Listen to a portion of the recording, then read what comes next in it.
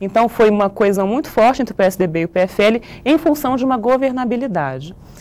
No caso do PT e do PL, foi mais criticado ainda, considerou-se mais aberração ideológica ainda, e aí justificou-se à época com discursos de que era um vínculo entre capital e trabalho, né? O Lula representando um e o Zé Alencar representando o outro. Eu não acho que a gente pode cair na ingenuidade de que isso seja tolerância ideológica por si só. Mas é, de novo, uma expressão de que o sistema ele permite uma certa tolerância de diferenças de classe social, inclusive, expressas em partidos políticos, e a forma como isso vai sendo conduzido. Na hora que a coligação eleitoral se transforma numa coalizão de mandato, a coisa complica muito mais, a governabilidade fica muito mais difícil. No nosso sistema, que tem várias práticas informais de política, fica muito difícil de controlar. Nós tivemos vários escândalos, né? Teve a questão do mensalão e tal, muita gente vai atribuir a esse tipo de postura, mas eu não acho que a discussão da dissertação seja uma discussão de condução dos quadros políticos. É uma ideia de quais são os princípios que vertebram o nosso sistema político. São sistemas mais democráticos, de mais tolerância, de mais inclusão, ou são sistemas mais fechados, mais institucionais, portanto, mais burocráticos e, portanto, mais distantes da população em si. Quando a gente discute democracia, é importante ver qual é o grau de acesso que a população tem às instâncias decisórias, às instâncias de poder. Em nível material, em nível de acesso às decisões, não adianta questionar. É uma sociedade complexa, elitizada em parlamento, em poder executivo e no poder judiciário também, em certo grau, que tomam as decisões. Mas em termos de quais são os princípios que configuram o sistema, qual que é o espírito que anima o sistema eleitoral, eu acredito que as coligações que se formaram aqui no Brasil, nessas 3 eleições, elas mostram um caminho de norte democrático em oposição a uma retirada, a um fechamento do sistema novamente em relação a um autoritarismo, né? Então, eu acho que dentro de um espectro do século XX, da segunda metade do século XX em diante, essas coligações, de alguma forma, elas mostram um avanço histórico, se é que a democracia é, de fato, o nosso maior valor político. Eu acredito que hoje em dia no Ocidente ela seja. Embora não seja uma realidade concreta, ela está no nosso imaginário, e as práticas políticas que mais se aproximam dessa ideia de democracia, elas, de alguma forma, podem ser consideradas mais democráticas. Eu vou finalizar falando da resolução do TSE em relação à verticalização das coligações, porque houve uma grande polêmica, né? O PDT provocou o TSE com uma pergunta dizendo como é que os partidos podem se coligar se em nível nacional eles têm que obrigatoriamente ter o mesmo tipo de coligação do nível estadual e municipal. E a pergunta, de fato, era se podia haver coerência, ou seja, se um partido lança candidato à presidência, então nacionalmente ele está coligado de uma forma e estadualmente ele estaria coligado de outra. E a resposta do TSE à época foi que não, que deveria haver uma simetria entre o nível nacional e o nível estadual e municipal. E eu argumento aqui que essa forma de verticalização, ela mutila o princípio democrático de pluralidade e de acesso, porque a lógica brasileira, aí a gente tem que realmente observar o cenário. Como é que nós concretizamos os ideais democráticos num cenário plural e heterogêneo como é o do Brasil? Da forma mais flexível possível, para que se salvaguarde o acesso dos grupos políticos. Então, eu acredito que a gente já pode até abrir para o debate nesse sentido, porque essa resolução do TSE, ela, de alguma forma, desqualifica as coligações em nível regional, em nível municipal, em nível estadual, mas não com base num princípio democrático, com base num princípio de governabilidade e de coerência ideológica, que batem de frente, principalmente com as coligações heterodoxas de ideologias diferentes. Obrigado, doutora Paula. E aqui termina o primeiro bloco. Após o intervalo, voltaremos com as considerações da banca e o debate da dissertação Partidos Aliados em Eleições Presidenciais no Brasil. Análise das coligações vencedoras em 1994, 1998 e 2002.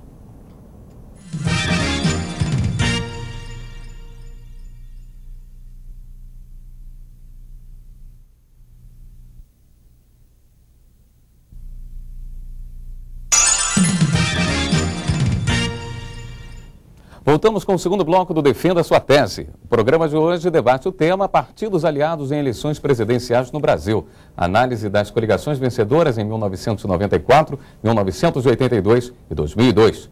Passamos agora às considerações dos membros da banca. Com a palavra, Dr. Kleber Pessoa. Em primeiro lugar, eu gostaria de cumprimentar pelo belo trabalho e também pela bela defesa. Mas gostaria de questionar o fato de não ter dado tanta atenção para as relações entre o Poder Executivo e o Legislativo.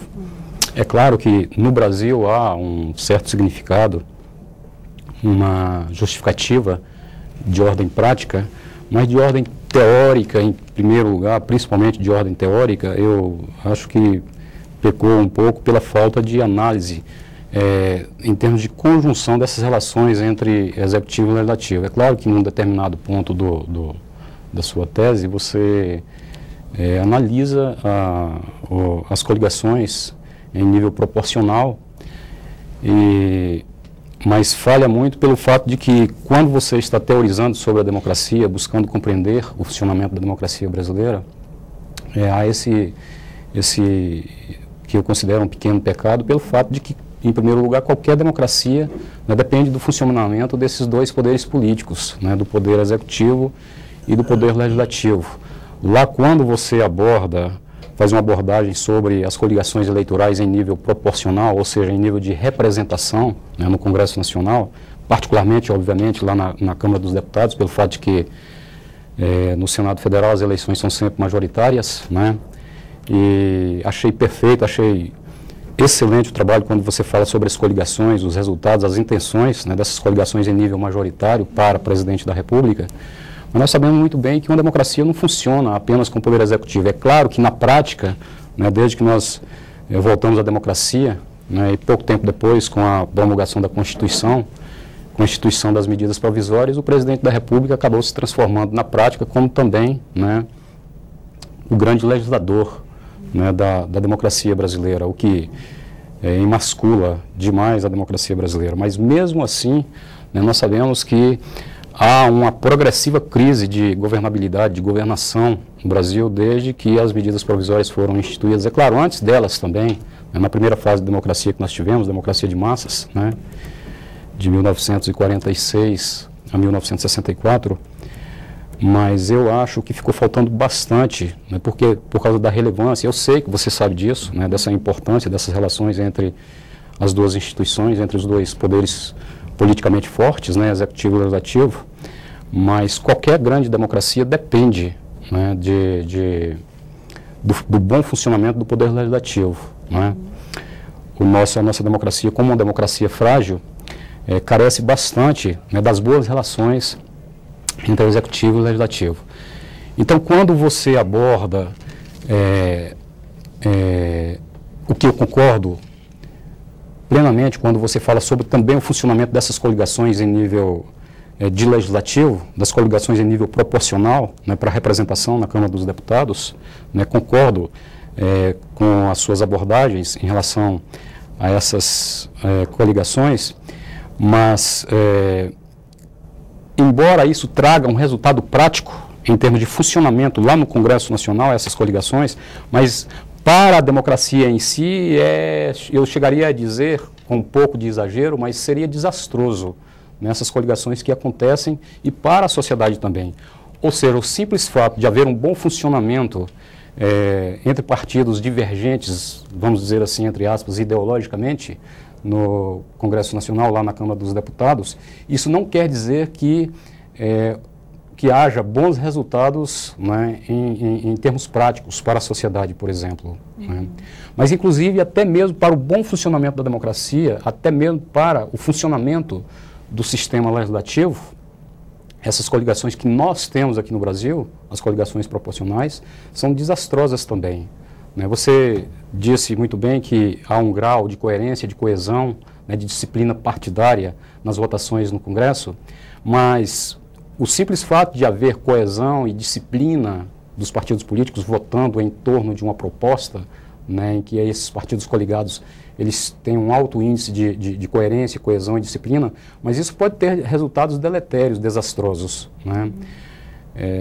Então, em primeiro lugar, eu gostaria de apontar como resultado desastroso, deletério, é o fato de, por exemplo, aqui nessas últimas eleições aqui em nível proporcional em Brasília, né, você tem duas pessoas diametralmente opostas, não só em termos ideológicos, porque o fator ideológico, como você bem abordou, né, já não tem tanta importância, mas em termos de comportamento, né, de pensamento, de como vê a sociedade, a relação do Estado com a sociedade e as relações da sociedade em si, né.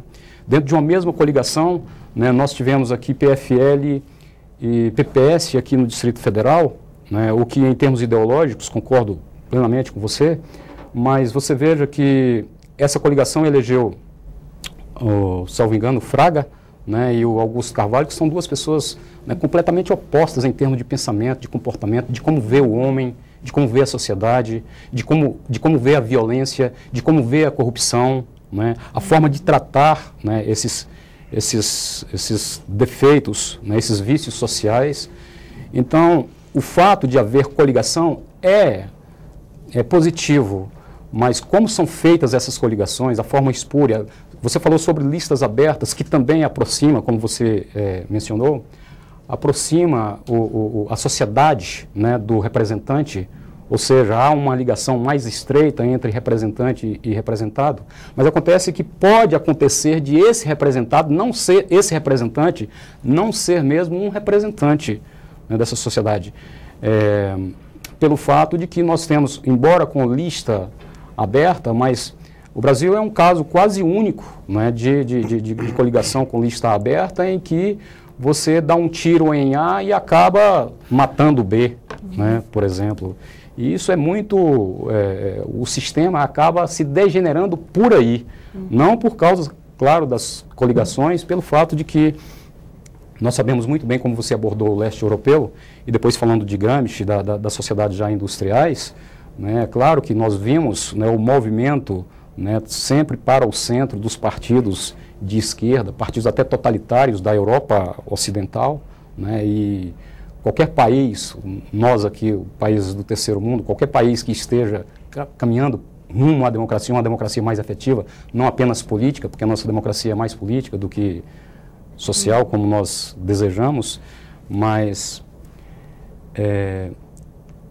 então, esses partidos, a tendência é sempre de caminhar para o centro, já que o regime é democrático, né? Nós vimos isso e estamos vendo que no Brasil, de 15 anos para cá, está havendo um comportamento semelhante ao que aconteceu nos países europeus do Ocidente, né? Os países caminhando cada vez mais para o centro, e o que não é nenhum demérito para a nossa democracia é o fato de que não há nenhum demérito para a nossa democracia partidos anteriormente vistos como bastante antagônicos hoje estarem coligados. Pelo contrário, isso é extremamente positivo. Nós criamos uma democracia política que é um exemplo em nível mundial, inclusive, mas os resultados é que são deletérios. Como você mencionou, os resultados são os mensalões, né, sanguessugas, etc., pelo fato de que a forma de funcionamento, a forma de escolha, né, desses representantes que em tese estariam próximos dos representados, né, são representantes que não têm um valor muito grande para a democracia. Então, o que eu gostaria de ouvir de você uma abordagem em relação ao fato de que você um pouco desconsidera essa importância, né, de um bom funcionamento na Casa de Representantes, né, na Câmara dos Deputados, né, como é que seria visto de outra maneira um sistema, né, eu não vou falar aqui o sistema, porque são várias ideias, né, um sistema que tivesse mais, que trouxesse mais consolidação para a Câmara dos Deputados, não, que é a Casa de Representantes do Povo, representação popular, para que ela não ficasse